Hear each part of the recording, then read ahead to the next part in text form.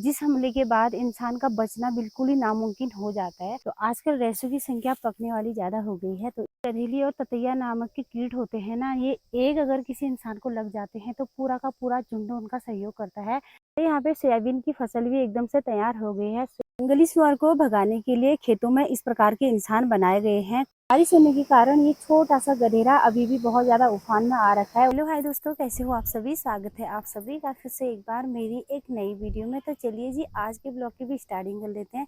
सबसे पहले मेरी तरफ से आप सभी लोगों को प्यार भरा पहला। आज से नवरात्रि भी स्टार्ट हो गई है। आप सभी लोगों को नवरात्रि की ढेर सारी शुभकामनाएं मैं और मेरी फैमिली की तरफ से। तो माता रानी की कृपा हम पे और आप पे खूब ज्यादा बरसे। तो अभी मॉर्निंग के 10:30 बज चुके हैं।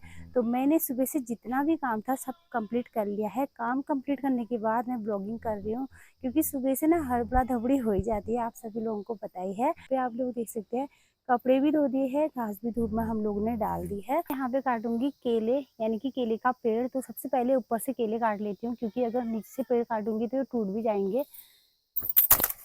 खाने के लायक हो गया है। तो चलिए इसको धूप में डालती हूँ और मैं जाने लगी हूँ फिर से अपने खेत की तरफ। तो आजकल पहाड़ों में डेली यही वाला काम हो रहा है। यहाँ की मौसम की बात की जाए तो बहुत अच्छा खासा यहाँ पे मौसम हो रखा है। एकदम से खिली खिली चटकती वाली धूप सुबह सुबह ही आ गई है। और यहाँ पे गधेरे के पास किसी ने कपड़े धो के धूप में भी डाल रखे हैं।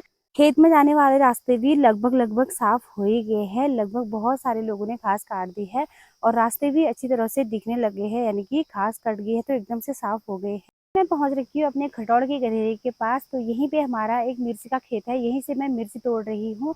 बारिश होने के कारण ये छोटा सा गधेरा अभी भी बहुत ज्यादा उफान में आ रखा है, वरना यहाँ पे ना इतना पानी नहीं होता है जितना पानी अभी हो रखा है।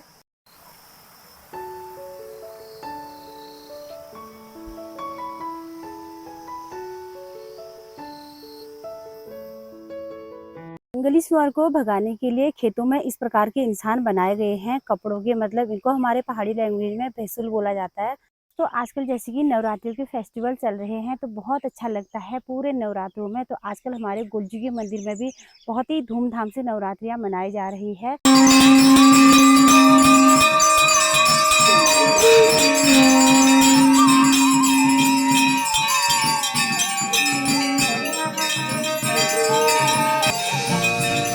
जिस दिन से नवरात्रि स्टार्ट होती है, यानी कि जो नवरात्रि का पहला दिन है, उसको हमारी कुमाऊनी लैंग्वेज में ना पड़ाव बोला जाता है। तो पड़ाव के दिन गांव के जितने भी पुजारी लोग हैं सभी लोग बागेश्वर जाते हैं। बागेश्वर यानी कि सरयू गोमती भागीरथी नदी का संगम होता है। तो वहीं पे गंगा स्नान करके आते हैं और वापस घर की तरफ गंगा जल लेके आते हैं। तो वही गंगा जल से हम अपने घरों में देवता भी नहलाते हैं, यानी कि मंदिर की सफाई करते हैं और पूरे घर में गंगा जल छिड़कते हैं। उसके बाद पूजा पाठ करते हैं। फाइनली पहुंच गई हूँ मैं अपने मिर्ची के खेत में। तो जितनी भी मिर्ची यहाँ पे पक रखी है इनको फटाफट से मैं तोड़ लेती हूँ। तो यहाँ पे सोयाबीन की फसल भी एकदम से तैयार हो गई है। सोयाबीन जो है फर्स्ट में ही हो जाता है, भट जो होते हैं ना थोड़ी दिनों के बाद होते हैं। तो फाइनली मैंने मिर्ची भी तोड़ ली है। मैं जाने लगी हूँ दूसरे खेत की तरफ। मिर्ची भी बहुत सारी यहाँ पे पक रखी थी। तो दूसरी खेत में रेंस तोड़नी है मेरे को, वहाँ पे रेंस भी पक रखे होंगे। मैं आप सभी लोगों को एक बात बताना चाहती हूँ, जैसे कि हमारे उत्तराखंड से कुछ न कुछ एक हफ्ते में एक महीने में गलत गलत न्यूज जैसे आते रहते हैं। जैसे कि मतलब आपदा आती है, या किसी को किसी ने काटा, या जंगली सुअरों का आतंक, या कहीं पे बाघ ने बकरी खा दी। कुछ न कुछ ना मतलब सुनाई देता ही है, हर बार न्यूज़ों में आते रहता है, आप सभी लोगों को पता ही होगा। या तो जंगल जाती है महिलाएं कोई, मतलब वहाँ से गलत न्यूज़ आती है। अभी बीते दिन पिछले मतलब 2-3 हफ्ते हो गए हैं हमारे यहीं उत्तराखंड में, मतलब बसौली बोलते हैं। तो बसौली में भी एक महिला, मतलब एक औरत जंगल गई हुई थी। तो जंगल से घास काट रही थी, तो बड़ी पहाड़ी थी। तो उस पहाड़ी से वो औरत गिरी, मतलब बच नहीं पाई। हल्द्वानी ब्रजलाल हॉस्पिटल में एडमिट भी थी। 2 बच्चे थे उनके, बच नहीं पाई। बहुत ज़्यादा बुरा लगा। तो इस तरीके के न्यूज़ आते रहते हैं हमारे उत्तराखंड के बारे में। सबसे पहले तो आप सभी लोगों को मैं अपना हाथ दिखाती हूँ। तो मेरा हाथ आप सभी लोगों को सूजा हुआ दिख रहा होगा। तो ये सूजन ना आज बहुत ही कम हो गया है, कल बहुत ही ज़्यादा हो रखा है। उत्तराखंड से भी एक मतलब इसी कीट के बारे में एक घटना आप सभी लोगों ने सुनी होगी, जिसको सुन के देख के बहुत ज़्यादा बुरा लगा। दोनों पिता पुत्र जंगल गए होंगे अपने जानवरों को चराने के लिए। तो वहाँ पे यही गधेली नामक कीट जो है, जिसको हमारी पहाड़ी लैंग्वेज में झिमौड़ अंगल्यार बोला जाता है। तो मतलब वो जो 8 साल का उनका बेटा उनका साथ था, उनके उसमें एकदम से उस जो ततैया का, गधेली का जो झुंड था, उन्होंने एकदम से मतलब उसके ऊपर अटैक कर दिया। सबके सब वो 8 साल के बच्चे के ऊपर चिपक गए। उस बच्चे के जो पिता थे, अपने बेटे को बचाने के लिए गए कि मैं अपने बेटे को इस झुंड से बचाऊंगा और हटाऊंगा करके। जितना भी उनका झुंड था, सब के सब पिता के ऊपर भी चिपक गए, आधे बच्चे के ऊपर, आधे पिता के ऊपर। मतलब उस जंगल में उनको देखने वाला, उनकी पुहार सुनने वाला कोई भी नहीं था।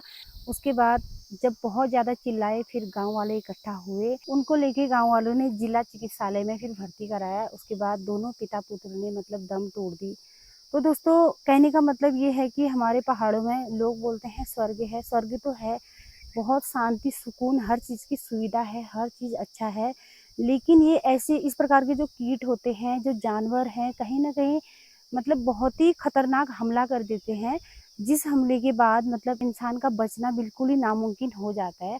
तो बहुत ज़्यादा बुरा लगा। भगवान जी उनकी आत्मा को शांति दें, और जो बच्चे की माँ है, जो उनके पिता की वाइफ़ है, उनको इस दुख की घड़ी में जीने की, सहन करने की दुख को क्षमता दें।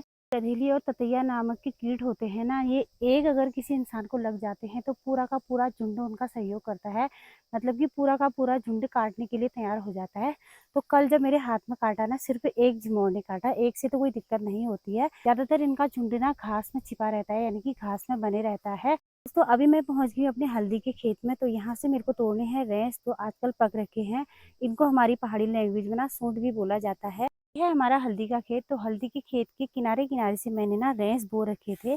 तो आजकल रेंसों की संख्या पकने वाली ज़्यादा हो गई है। फटाफट से ना इनको भी तोड़ लेती हूँ, क्योंकि ना जब बंदर आएंगे ना तो इनको भी खा जाएंगे। मतलब कि बंदरों का इतना आतंक है हमारे पहाड़ों में, क्या ही बताऊँ, कुछ भी नहीं रखते हैं।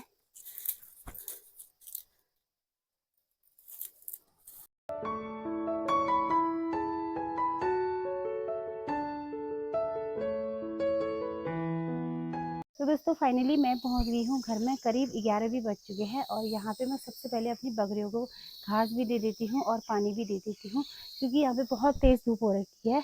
तो यहाँ पे मैंने रेंस भी धूप में बाहर पे डाल दिए हैं। तो चलिए जी, इस वीडियो को ना यहीं पे एंड भी करती हूँ। वीडियो ज़्यादा लंबी हो जाएगी और आप लोग ना फुल वॉच भी नहीं कर पाओगे। तो मिलती हूँ आप सभी को फिर से नेक्स्ट वीडियो में। तब तक के लिए अपना ध्यान रखें, स्वस्थ रहें, मस्त रहें। Take care, bye bye.